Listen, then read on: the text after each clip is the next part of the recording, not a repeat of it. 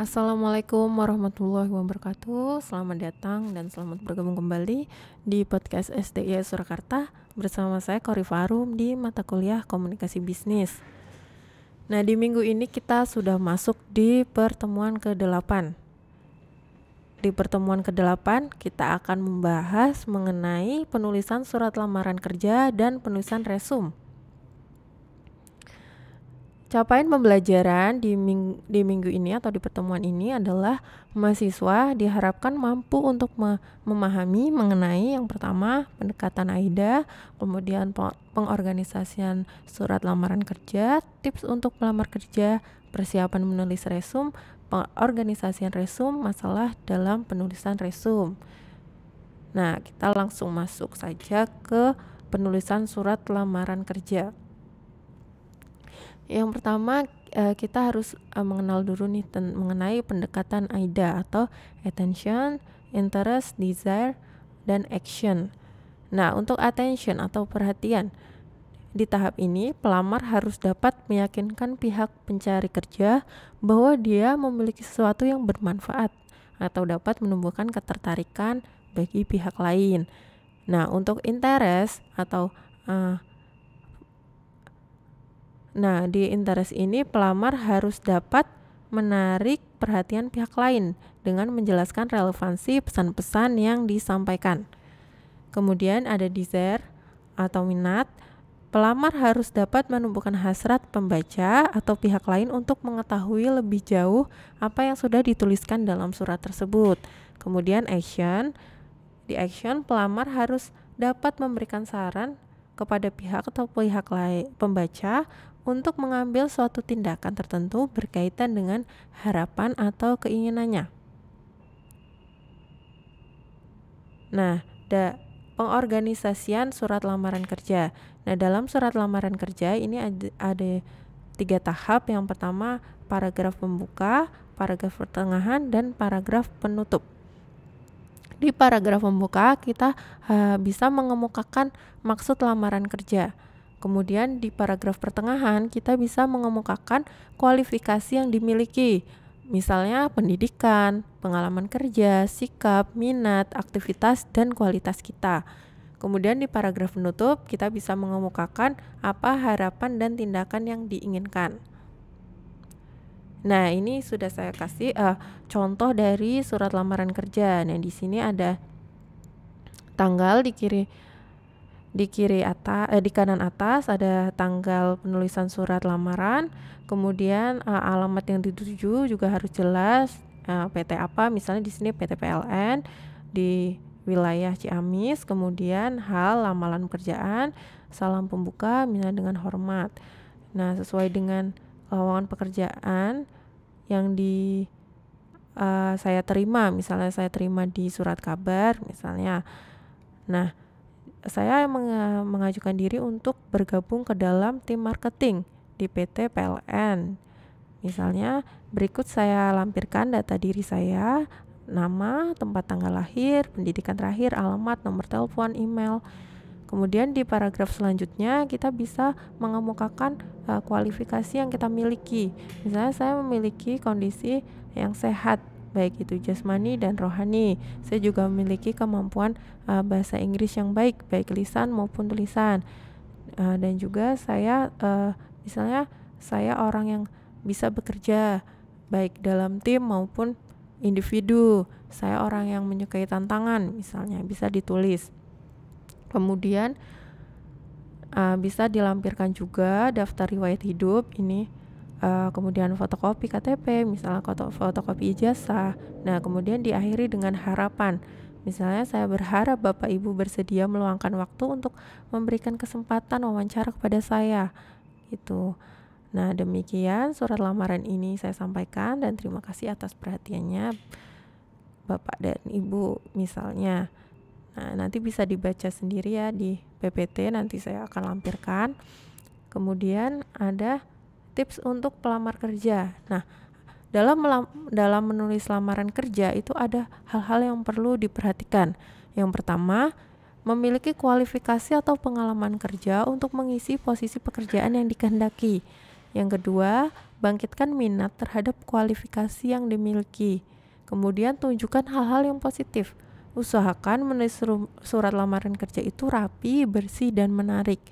Tulislah surat dari sudut pandang pembaca dan tekankan hal-hal yang membedakan Anda dengan pelamar lainnya.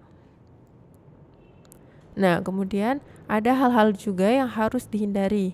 Yang pertama, jangan mengelamar pekerjaan yang di luar kemampuan Anda. Kemudian, jangan mengirimkan surat lamaran kerja hasil fotokopi. Jangan mengatakan bahwa Anda menerima jenis pekerjaan apa saja. Kemudian, jangan hindari kata-kata yang berlebihan.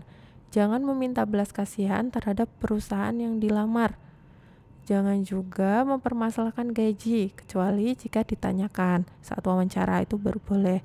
Kemudian jangan memberikan komentar langsung tentang karakter pribadi jika tidak diminta. Nah, itu hal-hal yang harus diperhatikan dan dihindari dalam melamar pekerjaan. Kemudian kita masuk di penulisan resume.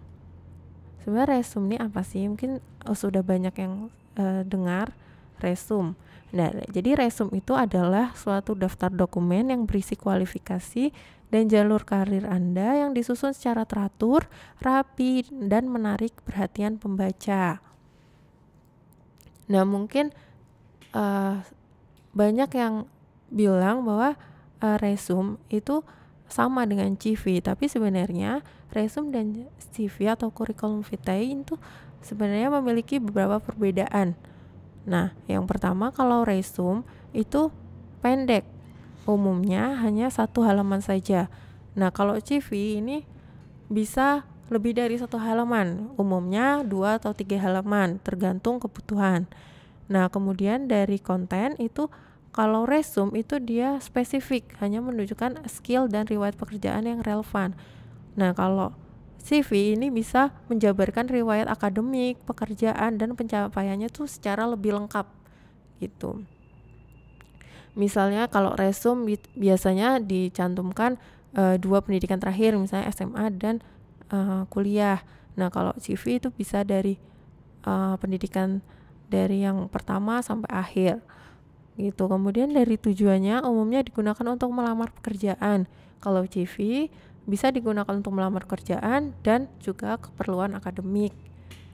Itu jadi ada perbedaan ya antara resume dan juga CV, meskipun pada kenyataannya banyak yang sering sama mengasumsikan bahwa resume dan CV itu sama, tapi sebenarnya resume dan CV itu memiliki perbedaan. Kemudian ini persiapan menulis resume. Yang pertama, kita harus mencari informasi penting. Kita harus menganalisis diri kita. Misalnya kita tuh seperti apa? Apakah kita orang yang percaya diri? Apakah kita orang yang suka berpikir kritis misalnya? Kemudian analisis karir. Sebenarnya karirnya seperti apa? Nanti di jangka ke depan karir itu akan seperti apa? Apakah karir itu dipengaruhi oleh usia? Apakah karir itu dipengaruhi oleh latar belakang pendidikan? Atau yang lainnya misalnya. Nah, kemudian analisis pekerjaan. Apakah pekerjaan tersebut membutuhkan kemampuan-kemampuan tertentu? Apakah membutuhkan kemampuan komputer yang baik, membutuhkan komunikasi yang baik? Itu juga perlu dianalisis. Kemudian perencanaan resume ini ada tujuan karir, informasi pribadi, dan referensi. Tujuan karir itu penting untuk menunjukkan bahwa sebenarnya kita ini tertarik di bidang apa. Misalnya kita menyukai di bidang pemasaran, ya kita bisa tunjukkan bahwa kita tertarik di dunia pemasaran, suka dengan hal-hal yang berbau marketing, atau suka berkomunikasi dengan orang lain, suka menawarkan sesuatu kepada orang lain, suka mempengaruhi orang lain gitu. Kemudian ada informasi pribadi ini ya, baik nama, alamat, kemudian nomor telepon, usia, dan lain sebagainya. Kemudian pembuatan resume. Secara umum resume ini menyangkut nama, alamat lengkap, tujuan kerja, kualifikasi informasi pribadi dan referensi. Nah, ini ada pengorganisasian resume. Jadi yang pertama ada resume kronologis. Di resume kronologis ini cara pengorganisasiannya didasarkan pada kronologisnya, yaitu pendidikan dan pengalaman sebagai judul isinya. Jadi yang diutamakan adalah pendidikan dan pengalaman. Kemudian resume fungsional, ini resume yang disusun atas dasar fungsi-fungsi dalam perusahaan yang dilakukannya dengan baik. Misal sebelumnya sudah pernah mempunyai pengalaman kerja dan mengisi fungsi-fungsi penting dalam organisasi tersebut, misalnya fungsi pemasaran, fungsi SDM, fungsi keuangan, itu bisa dicantumkan gitu. Kemudian resume kombinasi, ini kombinasi antara resume kronologis dan juga fungsional. Nah, kemudian bagaimana sih membuat resume yang baik? Jadi ada 4 hal yang perlu diperhatikan untuk membuat resume yang baik, yaitu kerapihan. Jadi dalam membuat resume juga harus rapi supaya enak dilihat. Kemudian juga harus sederhana, tidak berbelit-belit. Kemudian harus akurat ya. Jadi harus benar-benar yang sesuai dengan kondisi Anda. Kemudian harus ditulis dengan jujur, apa adanya, jangan dilebih-lebihkan gitu ya. Kemudian masalah dalam penulisan resume. Nah, ini ada beberapa masalah. Yang pertama, resume itu dibuat terlalu panjang. Resume ditulis juga terlalu singkat. Jadi nggak boleh terlalu panjang dan jangan juga terlalu singkat gitu. Format penulisan resume kurang baik. Terlalu banyak menggunakan kalimat yang bersifat kompleks. Resume mengandung banyak kesalahan tulis atau kesalahan ketik. Kemudian, pelamar tidak dapat menunjukkan tujuan pekerjaan, posisi, dan bidang pekerjaan yang diminati. Pelamar menunjukkan keyakinan yang berlebihan, jadi jangan berlebihan. Kemudian, pelamar tidak jujur dalam mencantumkan data, ini juga nggak boleh ya. Nah, ini ada contoh resume. Saya udah cari contoh resume. Ini misalnya di resume objektif, ini kita bisa mencantumkan atau biasa juga ditulis dengan summary ya. Jadi kayak kesimpulan dari diri Anda, ringkasan diri Anda itu seperti apa.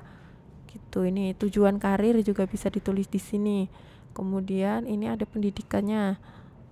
Terus kalau punya pengalaman boleh dicantumkan. Misalnya nggak harus pengalaman kerja, misalnya magang atau volunteer gitu juga boleh dicantumkan di pengalaman. Nah, perlu juga untuk mencantumkan skill, baik itu skill kayak kepribadian atau juga skill-skill teknik, misalnya kayak kemampuan komputer, kemudian misalnya kemampuan dalam berbahasa asing, itu juga perlu disampaikan. Nah, nanti bisa juga disampaikan di resume. Kemudian penghargaan, kalau ada yang pernah menerima penghargaan, itu juga bisa dilampirkan di resume. Nah, itu untuk pertemuan kita di minggu ke-8 ini mengenai penulisan surat lamaran kerja dan resume. Nah, di minggu yang 9 ini saya akan memberikan tugas, yaitu coba cari sebuah iklan lowongan kerja. Itu boleh dari mana aja, boleh dari koran, internet, atau media sosial. Itu perusahaannya juga bebas, lowongan posisinya juga bebas, apa aja.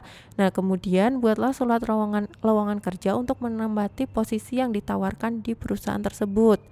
Nah, kemudian surat lamaran tersebut diketik dan dijadikan format PDF. Untuk batas waktu pengumpulannya ini saya kasih waktu 2 minggu ya teman-teman. Untuk pengumpulannya nanti saya akan berikan link pengumpulan tugas, nanti akan saya lampirkan di LMS dan juga di Google Classroom. Nanti juga bisa dilihat di sana ya untuk pengumpulannya. Nah, itu sekian dari saya untuk pertemuan ke-8 ini. Terima kasih atas perhatiannya. Kurang lebihnya saya mohon maaf. Wassalamualaikum warahmatullahi wabarakatuh.